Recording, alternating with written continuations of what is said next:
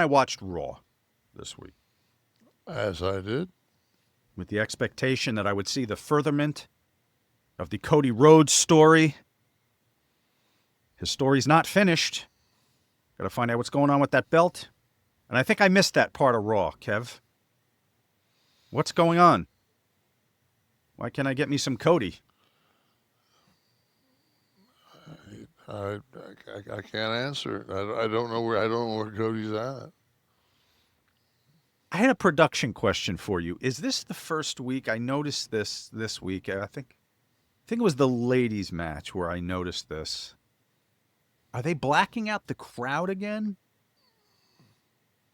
It looks like that they're just lighting the ring, and they used to be a very big emphasis on lighting the crowd. That started in the... No, but they did the beauty shot of that in Louisville. There was areas that were lit. There are for the entrances. They are for those shots for the masters. The bumpers in and out of commercial, but for the matches, they're blacking out. I think, unless there was a problem there. I think it goes from building to building. It could, but I mean, those because that building is. Okay, so now obviously not there, but I think that was at the Bell, so house lights come up. Yeah. I don't know. And there it appears dark. So that's cool. I like that. That's but there's so much emphasis on the audience participation now. So I don't know. Your choice. I didn't. So when they when Braun joined Rollins and Paul, I thought that he was going to be kind of a Lesnar, like they were going to kind of give him that kind of a direction. Yeah, you said that. Yeah. And then I didn't think that he would be going toe to toe with Sami Zayn. So this whole segment, Punk and Jay, let me start out. So yeah, Braun gets Punk in the corner and gives him 8 of the best looking work shots. I mean, they looked spot on. Mm-hmm. And as a babyface, man, please beat me down like that. Give me a reason to sell. But what I'm noticing more and more is nobody sells. Everybody registers. They register what's happening to them, but then it's a turnaround, and it's like nobody sells. Yeah, Sean, tell me the difference. That registering is just like like this. We're selling is like you're in trouble. Like you're curling up in a ball. When you were working, did you have to work somebody through that ever, talking about selling and taking time, and that you should take some time, and even if you're on the offense, maybe turn around. I can remember a specific time when I was working with Dallas, and I would do something. I'd cut him off, and I would just tell him. I said, like, just sell till I come back to you. Mm. And then when later on he said, I think I feel like I'm down too long, and Dallas used to tape his matches, and I said, let's watch it back.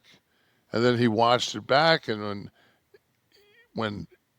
while he was down, I was in the corner, like checking my note, like I was selling what he had given me. Right. So then when he saw that, he goes, "Oh, I didn't realize." I said, "Yeah." I said, "It's our match." Like, and you can do like. If you take AJ and Balor, the match that they had on Monday, mm-hmm. there was times when they register and times when they sell. I mean, I thought that was an excellent match. I really enjoyed watching that. I've actually watched it twice. Um, I've always been a huge fan of both those guys. I've never got a chance to work with Finn, but I got a chance to. I was blessed to be in the ring with AJ. AJ's shit looks so on. You know, when he hits that top rope flying Yeah. elbow, that looked like it crushes you. And so, I mean, but then you've got, and Wes told me, because I asked Wes beforehand, but I just watched the match again maybe a month ago, and I think it was 2023. It was Osprey and Omega. The And forbidden door, yeah, behind the green door. behind the green door. Harry Reeves was Yeah. was a special guest referee. When his But prick got collar, I was so oh, impressed. nothing like a bleeding urethra. Mm. But their style is they can't sell. They can only register because if they were to sell, it would stop the flow of what they do, because it goes from spot to spot to spot to spot. Like, you know, it's almost it's a completely different style of work. I don't particularly care for it as a whole, but when it's done by guys of that caliber, which I think they're probably, you know, I've always been a huge Kenny fan, and Osprey is a very close second, you know, in that genre of I call it today's style. But isn't a drop like that? Shouldn't you have a drop like that after the car chase in the movie? Like the car chase goes on, and maybe it's a 7-minute car chase, but then it's got to come down. But I have a problem when I'm watching the opening segment, and it ends with the three baby faces in the ring, each one with a steel chair in their hands, and they're against the two heels. And the So heels are outside. Heels are outside. They're outnumbered. The baby faces have steel chairs. And if I know the wrestling, but I don't know these characters, and you were to tell me or ask me who's the baby face, who's the heels, I said, well, obviously it's the heels are The guy's cheating with the now, chairs. yeah, well, because if it was two guys back to back with chairs and there was 9 guys around the ring, I understand why they got chairs. Right. You know, unless Heyman's going to hit a 690 spinning star press from the turnbuckle behind him and just, you know. But from a storytelling standpoint, I just want to stay on that. Having the 3 against 2, when it's the baby faces that are the 3 and the 2, it's kind of backwards, no? Yeah. Yeah. It was to me. I just, and then McAvey came out like 25 minutes into the show. That felt weird. Like he did a thing where he had to be cleared medically, but that's obviously it. Well, of course. There was Maybe no doctor there at noon. It's not like the guy's not super busy. I say kudos to Pat. I thought his work at Backlash, I loved it because it didn't feel contrived. It didn't feel like it was a work. He was throwing body shots because he knew he couldn't throw effective working punches to the head without potatoing Gunter. I thought they had a good match. I thought they had a solid match. I thought I enjoyed that. Mm-hmm. I'm definitely a fan of his. I just didn't like And he kind of came down, and it was kind of like to get his flowers to the fans, but like he just kind of aw-shucked it. Like he was way more emotional and fired up when he made them. You know, I just, I don't know. Maybe I was jet lagged. Maybe it just everything was just kind of landing on me fucking sideways. But then the main event was Rhea She tagged with Io Sky against and the Roxanne Lollipop Perez. Kids. And the Lollipop Guild was in the ring, hitting the bottom rope. And it's just like, it seemed to me that Rhea it was Saturday.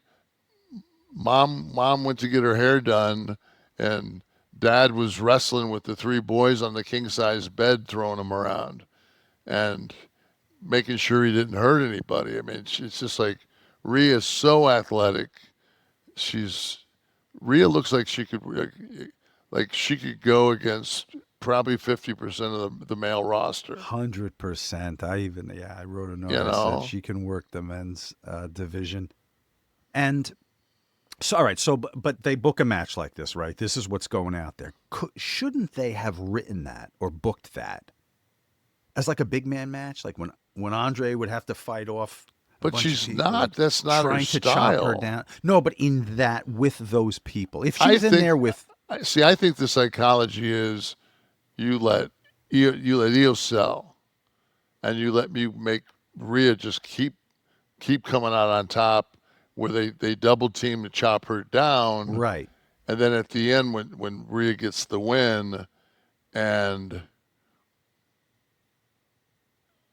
Io goes to if somehow the belt would have they stood there and they had the belt between them, and Rhea kind of looked at the belt and then looked at her, and it's just like she's so super over. Mm-hmm. Rhea is, you know. She's super over. She's super everything. It's just such a different. She's such a star, man. Yeah, she's just. It's tough to put her in the ring. Although Bianca, I think someone like Bianca or I think Jade. Jax. I think Jade will get there. I think she's just still green, but she's improving vastly. Mm-hmm. There are some. I just she's like I said a long time ago on this show that there's so few people that sell, and Rhea can sell. Like Rhea knows how to sell. Yeah.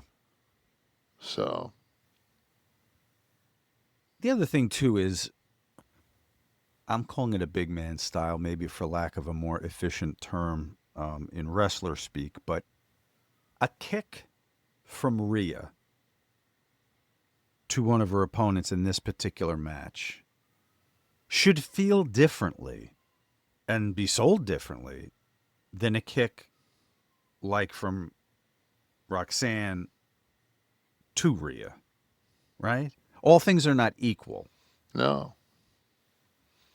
And I think that psychology has to creep in. But it's so hard because if you give the people what they want, which is Rhea's the champion, then she's almost in a Roman spot. She's gonna have the thing for 4 fucking years, you know. Like it's just it's that kind of situation where you've got to, in order to elevate, like you can use her to elevate, and she does, but and maybe I'm just a mark for her. You know, maybe I'm a mark for her and for her work, her look. You know, it's just. It's all right. And I'm not like an Deserved. ink guy. Like I'm not an ink. I'm not an ink guy. Right. I'm kind of that's not my gig. But like she pulls everything off. Mm-hmm. And like I said, when I met her at SummerSlam, well, I mean I met her before, but when I saw her at SummerSlam, Yes. And she was just with no makeup on and everything. She's quiet and she's really chill, and she's, you know, I always, um, a star to me is like I remember when I was a mark and went down to Joe Louis and I saw Hogan work, and I swore Hogan was 6'9" because he was just bigger than life, his charisma, everything else. And then when I finally met him, he was, he wasn't anywhere near that size. Um, it's the same thing with Rhea. I thought Rhea was like 6 foot, 185 pound girl, and she's probably 5'7". Right. She's just but on TV the way she moves, she comes across as bigger than life, Yeah. which stars do, you know. Yeah. Across all genres, too. Right. Stallone's a tiny guy, supposedly. Tom Cruise, they say, is small, too. You worked with him. Is he small? Yeah, Tom's, but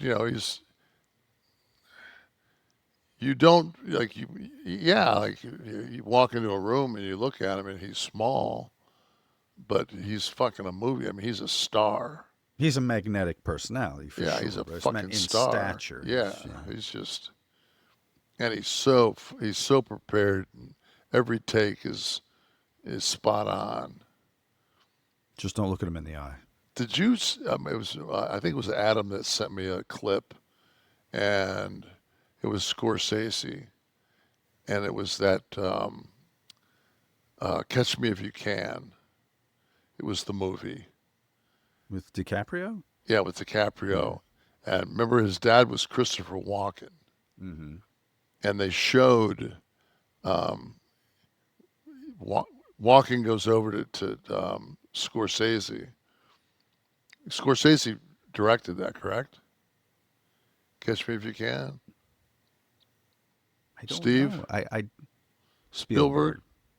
Okay, it was Spielberg. And so they were talking to Spielberg. And